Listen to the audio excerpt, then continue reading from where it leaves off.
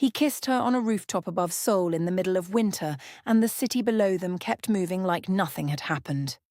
Which was exactly right, because Seoul had always been indifferent to the two of them, to the surveillance photograph and the Gangnam Street, and the first aid kit and the camera and the warehouse and almost every choice and every moment that led here. The city had never cared. It had simply continued, gold and cold, and entirely itself.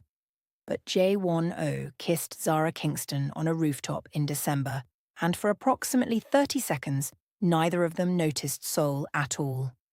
She had her camera hanging at her side. His hand was on her face, warm, certain, the specific gentleness of a man who has been deliberate about every single thing for 3 parts of a story, and was being deliberate about this too. Her free hand had found the lapel of his coat. Neither of them had planned the moment. Neither of them was surprised by it. It was quiet, unhurried, the most inevitable thing that had ever happened on that rooftop. And then it was over. Not ended, just paused, the way significant things pause to let you feel them fully. And she looked at him and he looked at her, and Seoul blazed below them, and Minjun was somewhere in the corner of the rooftop with his phone already down, because he had already gotten the photograph, and some things you just want to see with your own eyes. He went back inside. He was smiling so wide it was almost embarrassing. This is where the story ends up. This rooftop, this city, these two people. But before we get to how, there are things you need to see first. Because the best endings don't just arrive. They're built. One quiet, deliberate, impossible, infuriating gesture at a time. This is part 3. It starts 3 months before that rooftop kiss. On a Tuesday morning in the apartment that had stopped being his and started being theirs without either of them announcing the transition. And if you are here for the finale of this story, drop a like right now and subscribe, because what happens between this moment and that kiss is everything. Stay until the end. You have earned this ending. Let's go. The apartment on a Tuesday morning in September looked like a place where someone lived rather than a place where someone stayed. Her photographs on the walls, his walls, the walls of a man who had framed her Rooftop Dawn series without telling her one morning and said only the light in it is extraordinary when she stood in front of it too stunned to speak. Her camera equipment on the shelves, the study door open. That detail, that specific detail that anyone who had watched from the beginning would understand without explanation. Open, just open. The most private room in the apartment belonging to the most private man she had ever met, and the door simply open. Minjun came on Tuesdays. This had established itself so organically that none of them could remember the exact Tuesday it began. He arrived with food and the specific cheerful certainty of someone who had decided long ago that this kitchen was partly his, and nobody had successfully argued otherwise. Jaewon was at the counter, dry observation already loaded, waiting for Minjun to say something worth correcting. Zara was leaning against the counter with the easy comfort of someone completely at home in a space she had once walked through with her arms crossed, refusing to be impressed. The 3 of them in a kitchen on a Tuesday morning. Ordinary. Warm. Exactly right. Then Zara's phone rang. "I'm in the arrivals hall," Dom said. "I have luggage and opinions, and I need someone to tell me how to get to this apartment because Seoul is enormous. And I have been awake for 14 hours, and the man at customs looked at me like I was suspicious, which I resent." The kitchen went slightly still. Minjun looked at Jaewon. Jaewon looked at Zara. Zara looked at both of them with the expression of someone who has been meaning to mention something and has perhaps left it slightly late. "She's here," Zara said, somewhere between thrilled and aware that she had not fully prepared anyone for what was about to walk through that door. "I'll send a car," Jaewon said, already reaching for his phone, already managing it, and this was the detail Zara noticed and stored carefully for later, already straightening his jacket. "He's nervous. Minjun said to Zara, the specific tone of someone narrating something they are enjoying enormously. I am not, Jaewon said. Your jacket, Minjun said, twice. I counted. Jaewon looked at his jacket, then at Minjun, then back at his phone with the specific dignity of a man choosing not to engage with something he cannot win. Zara was not trying very hard to hide her smile. She was not succeeding at all. Dom arrived 40 minutes later. Carry on. Atlanta coffee from the place that does it right. 19 years of best friendship that had been building to this exact moment. She walked into the apartment and stopped. She looked at the photographs on the wall. She looked at the camera equipment. She looked at the open study door. She looked at Zara with the expression of a woman who has been told everything over the phone and is now seeing the evidence in person and finding it even more convincing than the telling. Then she looked at Jaewon. He looked back. The kitchen was very quiet. This was the moment. The moment that had been coming since the first phone call from a taxi in Itaewon 3 parts ago. Dom and Jaewon in the same room. And the first 30 seconds were simply 2 people looking at each other and understanding without a single word exactly who the other person was. Dom knew everything. The first aid kit, the door in the dark, the 20 minutes in the car, the Southeast joke.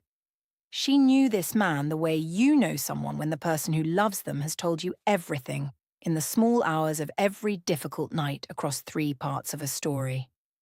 Jaewon knew everything too. Every phone call, every come home. Every time Dom had held Zara together from Atlanta when Seoul was too much and the grief was too loud and the situation was too frightening. He knew what this woman had been to Zara for 19 years. You're the 3 a.m. first aid kit man, Dom said. The apartment went completely silent.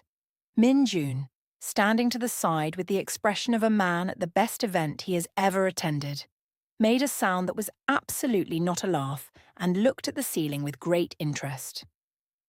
Jaewon was quiet for exactly 1 beat. The specific beat of a man who was not expecting that opening and is recalibrating in real time. I've been called worse, he said. Dom looked at him for another moment. Something in her expressions settled. The specific settling of someone who has just confirmed what they needed to confirm. Okay, she said. I like him. You've known him for 40 seconds, Zara said. I know what I know, Dom said, and walked into the kitchen to investigate the coffee situation with the complete confidence of someone who has decided the apartment is also partly hers now. Minjun looked at Jaewon. I also like her. I can hear you, Dom called from the kitchen. I know, Minjun called back, cheerfully, completely unbothered. Jaewon looked at Zara. Zara looked at Jaewon. Welcome to my life, she said. Something crossed his face, warm and real and entirely his. I know, he said quietly. I wouldn't change it. Dom walked into the kitchen like she owned it, which was, Zara would reflect later, entirely on brand. Dom had never walked into any space in her life with anything less than complete authority. She opened 3 cupboards before she found the glasses, filled one with water, drank half of it, and turned around to find Minjun watching her with the expression of someone who has just met their counterpart and is deeply pleased about it. Minjun, he said, holding out his hand. Dom, she said, shaking it. You're the brother. The better-looking one, Minjun confirmed. Minjun, Jaewon said from the counter. Objectively, Minjun said. It's just a fact. Dom looked between them, then at Zara. I like this apartment, she said simply, and sat down at the counter like she had been sitting there for years. The evening that followed was the loudest the apartment had ever been. Not chaotically loud, warmly loud. The specific warm loudness of a space that has been quiet and intimate for months, suddenly discovering what it sounds like when it is full. Dom and Minjun had established within approximately 12 minutes that they were the same kind of person, and the combination of them in one kitchen was extraordinary and slightly unstoppable. They finished each other's stories. They had the same opinions about 3 different topics before anyone asked. At one point, Dom said something, and Minjun pointed at her and said exactly with such conviction that Jaewon looked up from his phone for the first time in 20 minutes just to see what was happening. What was happening was a lot. Jaewon sat at his end of the counter with the expression of a man who was not accustomed to his kitchen sounding like this. And Zara, watching him from across the counter, noticed the specific thing he was not doing. He was not managing it, not redirecting it, not finding a reason to remove himself from a space that was louder and more chaotic than he typically allowed. He was just sitting in it, letting it be full. She caught his eye across the counter. Something passed between them, warm and private and entirely theirs. He looked back at his phone. She looked back at Dom, who was already onto her 4th story and showing absolutely no signs of stopping. Later, much later, after the food had been eaten and the kitchen had been declared the best kitchen Dom had ever been in, which Minjun accepted as a personal compliment, Dom found Zara on the rooftop. She had known she would. Zara always went to the rooftop when she needed to think, and Dom had known that about her since they were 22 years old and sharing a cramped apartment in a city that was going to make room for them whether it planned to or not. She sat beside her, close, the Seoul winter cold around them, the city blazing below. They sat in silence for a moment, the specific comfortable silence of 2 people who have been friends, long enough that silence is never something to fill. So, Dom said. So, Zara said. This is real. Yes. Like actually real, not I'm fine real. Actually real, Zara said. Dom nodded slowly, processing. Okay, she said. Tell me everything. The version you couldn't tell me on the phone because he was in the next room. Zara laughed. Then she told her. The real version, not the managed composed version she had been giving Dom across 3 parts of phone calls. The version that included the specific feeling of finding a first aid kit on a counter and standing in front of it, feeling something crack open permanently. The version that included 2 words spoken into the wind on a mountain that she had been carrying ever since. The rooftop, the camera, that person exists, the warehouse, the letter, the study desk at midnight with documents between them, and his hand taking hers and both of us said like a promise that cost him something real to make. Dom listened completely, the way she always listened, fully, without interrupting, with the attention of someone who understands that the most important thing she can do right now is simply receive what is being given. When Zara finished, Dom was quiet for a long moment. You know what I kept thinking? Dom said, every time you called me from this city. What? That you sounded different, Dom said. Not happier exactly, not at first. Just more like yourself. Like something that had been slightly off for years, had quietly corrected itself and you hadn't noticed yet. Zara looked at her. You've been slightly off for years, Z, Dom said. Not unkindly, with the specific directness of someone who loves you enough to say the true thing. Since the breakup, since your dad. You've been so good at being fine that I think sometimes you forgot what actually fine felt like. Dom, I'm not saying it to make you feel bad. I'm saying it because you sound like yourself again. On the phone, in that kitchen just now. You sound like the version of you I met when we were 19, and nothing was going to stop you. She paused. He didn't do that. You did. But he gave you somewhere to land while you were doing it. Zara looked at Seoul below them for a long time. He's infuriating, she said finally. Obviously, Dom said. He withholds information and makes unilateral decisions, and the explaining things is still very much a work in progress. And yet, Dom said. And yet, Zara confirmed quietly. Dom smiled. The warm, specific smile of a best friend who has been right about something and doesn't need to say so. I missed you, Zara said. I missed you too, Dom said. She leaned her head on Zara's shoulder briefly, One moment, warm and real and 19 years of friendship in a single gesture, then straightened back up. Now tell me about the southeast thing, because that is the detail I have been thinking about since you told me. Zara laughed. Properly. The kind that carried everything she told her. They stayed on the rooftop for another hour. The next morning, Zara found the necklace. Camera bag on the counter. The same ritual. She unzipped the front pocket for her lens cloth and stopped. A thin gold chain, small. A pendant so tiny she had to hold it close to see it properly. A camera shutter, barely there. The kind of detail that required someone to look for it specifically. To walk past a jewellery shop in Insadong and see it in the window and stop and stand outside for a while having a conversation with himself before going in. The kind of gesture that cost nothing extravagant and everything personal. She held it in her palm. No note. No explanation. No acknowledgement of any kind. She looked up. From the corridor doorway, completely still, holding a stack of towels he had absolutely come to deliver at this specific moment for entirely legitimate reasons, Min-jun stood watching her with an expression that was attempting neutrality and achieving absolutely none of it. Their eyes met. Neither of them said anything. He turned around and walked back down the corridor with his towels and his feelings. She put the necklace on. She didn't say anything when she passed Jae-won in the kitchen.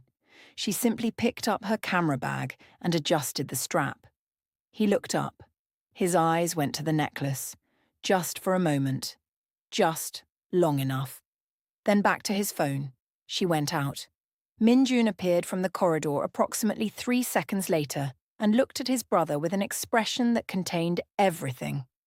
"Not a word," Jae-won said. "I'm not saying anything," Min-jun said, in the tone of someone saying everything. "Go away." "I'm going," Min-jun said, "not going. I just want to say, Min-jun, that it suits her." He left. Jae-won sat at the counter for a moment longer than strictly necessary. He was not smiling. He was absolutely smiling. Dom saw the necklace at lunch, mid-sentence, mid-story. She stopped and pointed. "What is that?" "A necklace.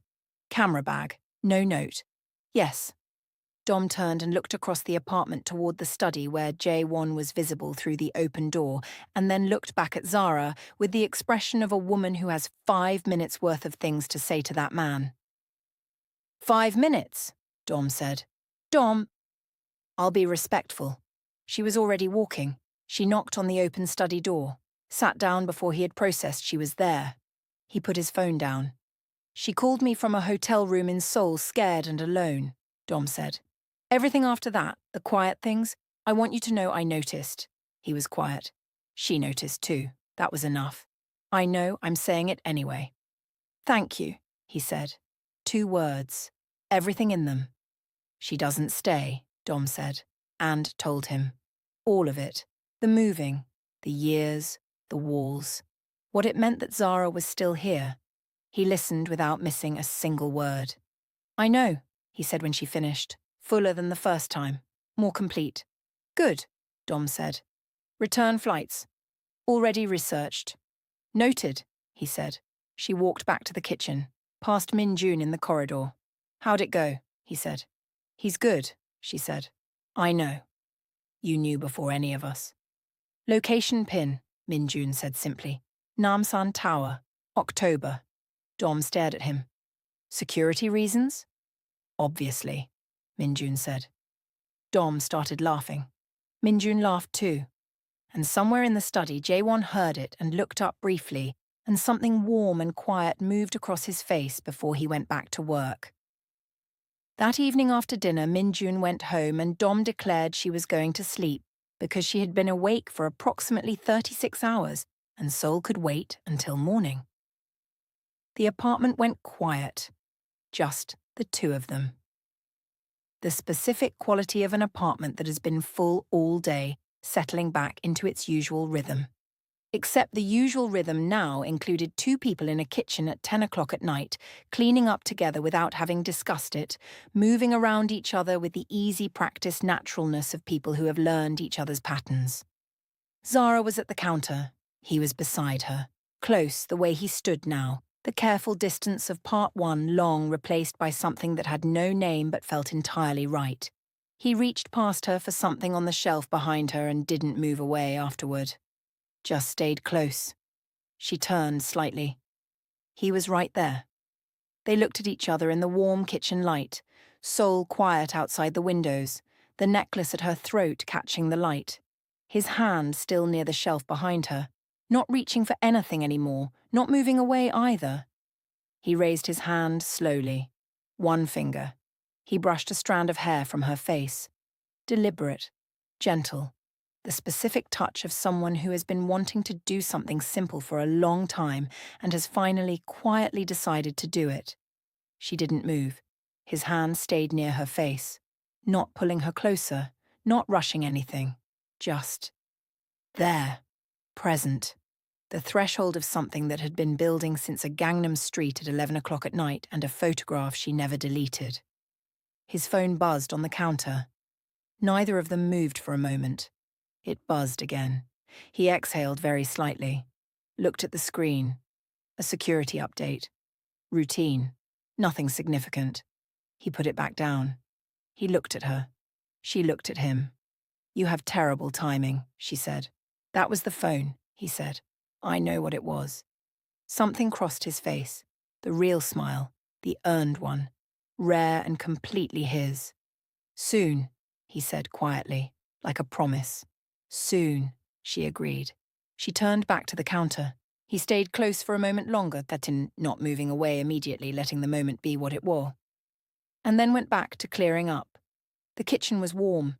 Seoul blazed outside. The necklace caught the light. Neither of them said anything else. They didn't need to. He didn't call it a date. That was the first thing. There was no announcement, no "Are you free Saturday?" No framing of any kind. On Friday evening, he simply appeared in the kitchen doorway while she was editing and said, "Wear something warm. We're leaving at 7. Then he went back to his study. She stared at the empty doorway for a moment. Then she smiled at her screen and didn't say anything either. He took her to the night market first. Not Myeongdong, not the one tourists found in the first hour, but a smaller one in an alley off Il that required knowing 2 turns that weren't marked. The kind of place that existed only for people who already knew it existed. She understood by now that this was how he showed things. Not "I want you to see my city." Just a turn down an unmarked alley, a hand briefly at her back steering her left, and then suddenly the light and the smell of it opening up in front of her. She stopped walking. The stalls ran the length of the alley and spilled out both ends. Grilled rice cakes and hotdog and something she didn't have a name for that smelled like caramelized everything, strings of bare bulbs overhead. The specific compressed warmth of a lot of people in a small, cold space, the cold held just barely at the edges. She had her camera. Of course she had her camera. "Go," he said. She went. He watched her work. She didn't notice at first. She was already threading through the crowd, already seeing it, the way she always moved when something had her attention, that particular quality of being completely and unreservedly present. She crouched beside an elderly woman tending a coal grill and said something in her limited Korean that made the woman laugh and wave her closer, and then she was shooting from 18 inches away with the ease of someone who had learned long ago that permission was mostly about how you asked. Jaewon stood at the edge of it with his hands in his pockets and watched. He was not a man who had a lot of experience standing still watching someone else and feeling uncomplicated about it. His life had been built around controlled variables, managed distances, rooms he could leave. He had structured things carefully. The work, the apartment, the specific radius he allowed people to occupy. She was somewhere in the middle of this alley making an elderly stranger laugh, and he was standing here feeling something that had no edges he could find, and he had apparently decided, somewhere between October and now, to simply allow that. Minjun would have something to say about this. Minjun was not here. She found him again 20 minutes later, slightly breathless, camera in one hand and a paper cup of something in the other, which she held out to him without asking if he wanted it. He took it. Drank. Some kind of sweet rice drink, warm. The woman at the third stall, Zara said. 40 years she's been there. Same spot. Her daughter runs the one across from her now, and they don't speak, but they share a power line. She paused. She told me all of that in about 90 seconds. People tell you things. People tell everyone things. Most people aren't listening. He looked at her. She was looking back at the market, already half seeing something else, and the light from the overhead bulbs was doing something specific to her face that he was aware of with an attention he didn't entirely know what to do with. "What?" she said, without looking at him. "Nothing." She turned, read his face with the accuracy that still, occasionally, caught him off guard.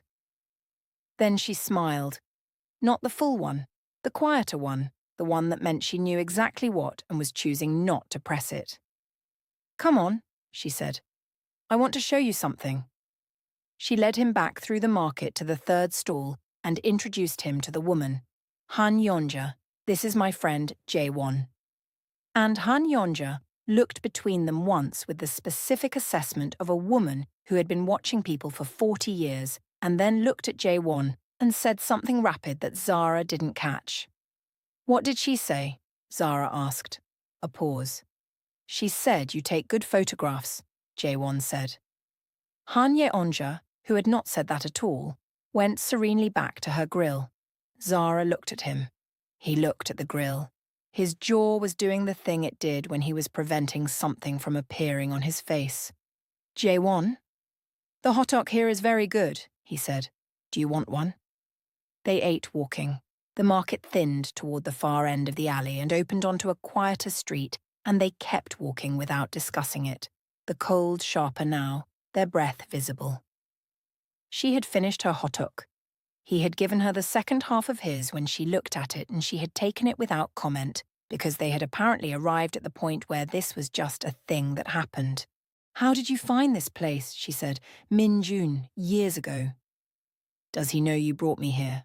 A beat. "He knows." "And?" "He was very restrained about it." Another beat. "For approximately 4 minutes." She laughed. The real one, the one that carried everything. He watched it happen with the expression he got when something caught him without warning. Not unguarded exactly, more like a man who had learned to brace for ordinary things and occasionally forgot to. They walked. The city ran alongside them, blazing and indifferent and entirely beautiful.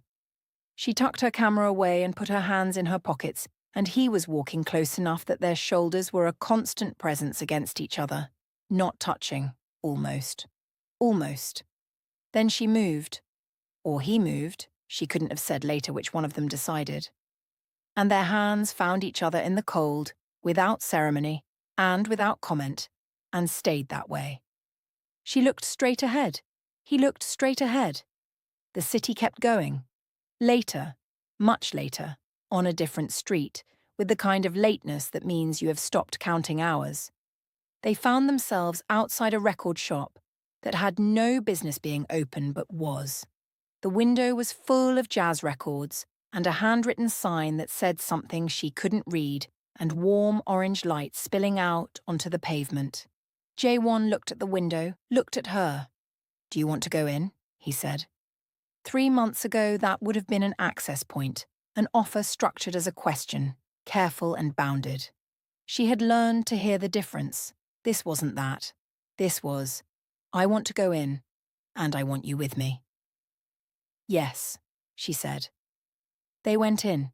The owner was asleep behind the counter and did not wake up, and they spent 40 minutes in the warm orange light of a record shop in a city that had opened itself to her in ways she hadn't asked for and didn't know yet how to name, flipping through records side by side, occasionally holding one out to the other, a whole conversation happening in the 6 inches of space between them without a single word. She found a Coltrane record. Held it up. He took it from her and looked at it for a moment, and then simply went to the counter, woke the owner gently, and bought it. He handed it to her on the pavement outside. She held it. "Thank you," she said quietly. He looked at her with the expression that she had no name for yet, but was beginning to understand meant, "This is me." The parts I've kept. You're allowed here now. The cold was sharp around them. The record was warm from the shop.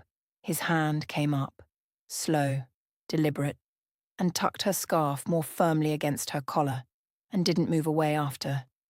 Just stayed, his hand at the edge of her jaw, the city quiet around them. J1, she said, barely above nothing. I know, he said. And for the first time, not with urgency, not with the phone buzzing, not at a threshold that kept getting interrupted, he leaned in and kissed her. Soft, certain. No preamble and no performance, just, finally. The record pressed between them, the soul cold around them, the record shop owner visible through the window already asleep again, entirely unbothered. She kissed him back. And when they pulled apart, she looked at him, and he looked at her, and neither of them said a word because the city was right there, and the night was still early, and there was absolutely nowhere else either of them needed to be. She woke up reaching for her phone, not dramatically, just the old reflex, thumb already moving before her eyes were fully open, the search page loading before she'd had a single conscious thought. Departure city. Seoul. She'd never deleted it from her frequent searches. She'd been here 8 months and she had never deleted it. She looked at the screen. Destinations populated automatically from history. London, Nairobi, Lisbon. A whole map of places she had gone when staying somewhere stopped feeling possible. The apartment was quiet. The Seoul morning was doing its grey and gold thing through the curtains. Somewhere in the kitchen she could hear the specific sounds of Jae-won making coffee, the precise, unhurried ritual of a man who did ordinary things with complete attention. She looked at the search page for a long moment. Then she closed it. Not with drama, not with the feeling of a decision being heroically made, just closed it. The way you close something you opened by accident. The way you close something you don't need. She put the phone face down on the nightstand and lay there listening to the coffee sounds and understood, quietly and completely, that she wasn't going anywhere. Not because she couldn't, because she didn't want to. That was new. That was the thing that was new. He was at the counter when she came out, 2 cups already poured, reading something on his phone with the focused stillness that meant it was actually interesting and not just the morning habit of a man avoiding silence. He looked up when she appeared. She sat down across from him, took the coffee he slid toward her. They didn't say good morning. They weren't, she had discovered, good morning people. They were sit, in the same space, and exist people, which suited her in a way she hadn't known to look for. I opened a flight search this morning, she said. He went still. Not visibly, not to anyone who didn't know the particular quality of his stillness. But she knew it. Reflex, she said. 8 months, and it's still the first thing my hands do. She looked at her coffee. I closed it. Quiet. I just wanted you to know that. She looked up. That it exists, the reflex, and that I closed it. He looked at her for a long moment with the expression that had no name, the one that meant the parts of him he kept carefully maintained were under some pressure they hadn't been built to expect. Okay, he said. 2 letters. Carrying everything. She was fluent in him now and she heard all of it. I understand. I'm not taking it lightly. I know what it cost you to say that, and I'm not going to perform a reaction that's smaller than the thing. She nodded, picked up her coffee. They sat in the morning together. Min-jun came for lunch uninvited, which was just Min-jun, and took in the apartment with the specific attentiveness of a man doing a rapid assessment and finding his conclusions confirmed. He didn't say anything about it. He talked about work and complained about traffic on the bridge and ate the food Jae-won put in front of him with the enthusiasm of someone who had never once taken a free meal for granted. But when Zara got up to get her camera from the other room, he looked at his brother and said, quietly and without preamble, "You look different." Jae-won said nothing. "Less like someone managing a situation," Min-jun said. "More like someone just living in one?" Still nothing. "I'm not saying anything," Minjun said. I know. I'm just noting it. Noted. Minjun ate his lunch. When Zara came back, neither of them looked like they'd been talking, and she let them have that, because she was fluent in Minjun too by now, and she had heard the whole conversation from the other room and was quietly, privately undone by it in a way she had no intention of showing either of them. Dom found her at the window at 3. Not called. Just appeared beside her with 2 cups of coffee the way she had been appearing beside Zara with things she needed for 19 years, without announcement, with the specific accuracy of someone who always knew where to look. They stood together looking at Seoul. How are you? Dom said. Good, Zara said. Dom was quiet, listening to the quality of the word the way she always did. Actually good, Zara said. The version that's real. I know. Dom handed her the second cup. I can hear it. She looked at her sideways. You sound like someone who's put something down. Something heavy. Zara looked at the city. I opened a flight search this morning, she said. First thing, reflex. A beat. I closed it. Dom was quiet for a long moment. You told me once, Dom said finally, gentle as anything, that you'd know when something was real because it would be the first time not leaving felt easier than leaving. Zara hadn't remembered saying that. She remembered now. Dom didn't say anything else. She just put her arm through Zara's the way she had since they were 19 years old and stood there with her, looking at the city, letting it be what it was. That was enough. That was exactly enough. That evening, she found him in the study, not working but sitting at his desk with the particular stillness of a man inside a thought. She leaned against the doorframe. He looked up. Come here, he said, quietly. Not a command, an invitation, the kind he had learned to make without making them feel managed. She crossed the room and he turned his chair, and she sat on the edge of the desk the way she sometimes did, close, and he looked up at her in the study lamplight with that expression, and she thought, this is the thing I almost didn't stay for. All the versions of herself that had left before this, the ones who had packed at the first sign of weight, who had mistaken depth for danger, none of them had gotten here. She had. What are you thinking? She said. He was quiet for a moment in the way that meant he was deciding how much of the true answer to give. Then he gave her all of it. That I built everything in my life to be manageable, he said. Controlled variables, predictable outcomes. I was very good at it. He looked at her steadily. You are not a controlled variable. No, she agreed. I'm not managing it, he said. I want you to know that. I'm not filing you somewhere that feels safe. I'm not keeping a distance I can close if I need to. A pause, the words clearly costing something and him paying it anyway. I don't want the distance. She looked at him. I know, she said. I know you don't. His hand found hers on the desk. She turned her hand over and held it.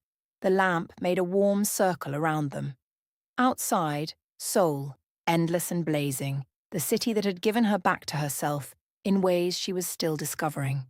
Inside, this room, this desk, this man who had learned, slowly at some cost, with the particular effort of someone who had built their life the other way, to simply let something be close. I'm not leaving, she said. Not the way she'd said it that morning, explaining a reflex. This was different. This was, I am telling you something permanent. He heard the difference. She could see him hear it. He raised their joined hands and pressed them briefly, once to his mouth.